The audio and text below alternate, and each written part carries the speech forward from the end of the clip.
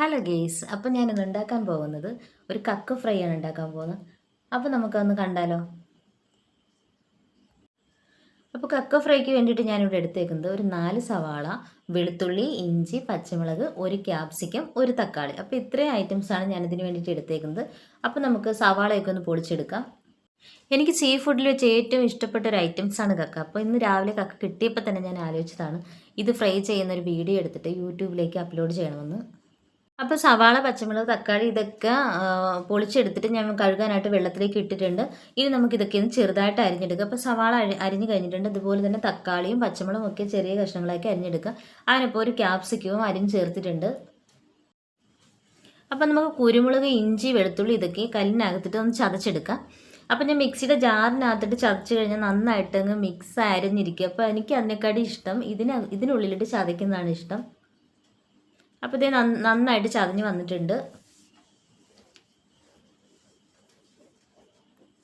അപ്പോൾ കക്ക ഫ്രൈക്ക് ആവശ്യമായ ഇഞ്ചി, വെളുത്തുള്ളി, കുരുമുളക് ഇതൊക്കെ ചതച്ചത്, പച്ചമുളക്, തക്കാളി, ക്യാപ്സിക്കം, സവാള ഇതൊക്കെ റെഡിയാക്കിയിട്ടുണ്ട്. അതിനോടൊപ്പം തന്നെ കടുക് വറുക്കാനായിട്ട് കറിവേപ്പിലയും വറ്റൽമുളകും എടുത്തിട്ടുണ്ട്.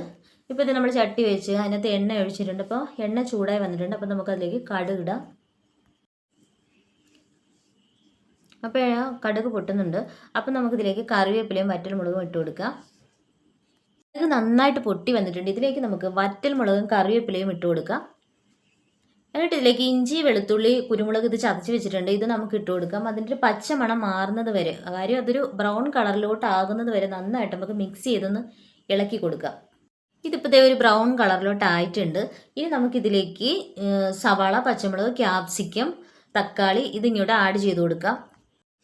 എൻ്റെ ഈ വീഡിയോ ഇഷ്ടമാവുകയാണെങ്കിൽ എല്ലാവരും കമൻറ്റ് ചെയ്യണം, ലൈക്ക് ചെയ്യണം, സബ്സ്ക്രൈബ് ചെയ്യണം.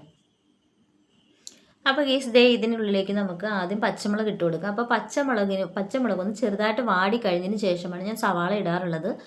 അപ്പോൾ ഈ പച്ചമുളക് ഇട്ടിട്ടുണ്ട്. അപ്പോൾ ഈ പച്ചമുളക് ഒന്ന് ചെറുതായിട്ടൊന്ന് വാടട്ടെ. വാടിയതിന് ശേഷം നമുക്ക് സവാള ഇട്ട് കൊടുക്കാം.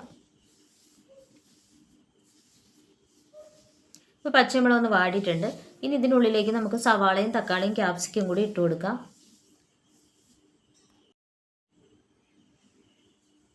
ഇപ്പോൾ സവാളയും തക്കാളിയും ക്യാപ്സിക്കും ഇതിനുള്ളിൽ ഇട്ടിട്ടുണ്ട്. ഇത് നന്നായിട്ടൊന്ന് ഇളക്കി കൊടുത്തതിന് ശേഷം നമുക്ക് 2 സ്പൂൺ ഉപ്പ് ആഡ് ചെയ്തതിന് ശേഷം അതൊന്ന് മിക്സ് ആക്കിയിട്ട് ഒരു 5 മിനിറ്റ് അടച്ചു വെച്ച് വേവിക്കാം. കക്ക ഇഷ്ടമില്ലാത്തവരായിട്ട് ആരും ഉണ്ടാവില്ല അല്ലേ? കാര്യം ഒരു വെറൈറ്റി ടേസ്റ്റാണ് കക്ക. എനിക്കൊക്കെ ഭയങ്കര ഇഷ്ടമാണ് കക്ക. അപ്പം ഞങ്ങൾക്ക് ഇവിടെ എന്ന് വെച്ചാൽ നന്നായിട്ട് കക്ക കിട്ടാറുള്ള സ്ഥലമാണിത്. അപ്പം പുഴുങ്ങി നല്ല ക്ലീൻ ആക്കിയ കക്കയാണ് ഞങ്ങൾക്ക് ഇവിടെ കിട്ടുന്നത്. അപ്പോൾ അത് കുക്ക് ചെയ്യാൻ ഈസിയാണ്. അപ്പോൾ ഇത് ഇത്രയും കക്കയാണ് ഞാൻ ഫ്രൈ ചെയ്യാനായിട്ട് എടുത്തിട്ടുള്ളത്. നല്ല കഴുകി വൃത്തിയാക്കി വെച്ചേക്കുകയാണ്.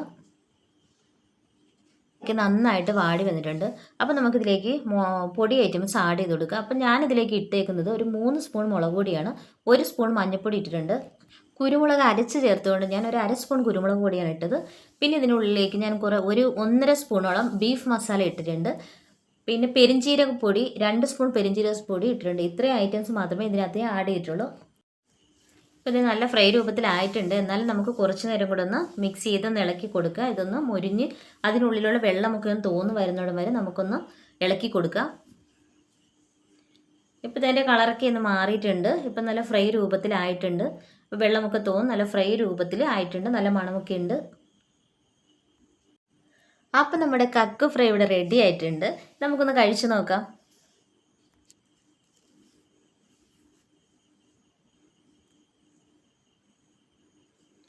സൂപ്പർ ടേസ്റ്റ് ആയിട്ടുണ്ട് കേട്ടോ.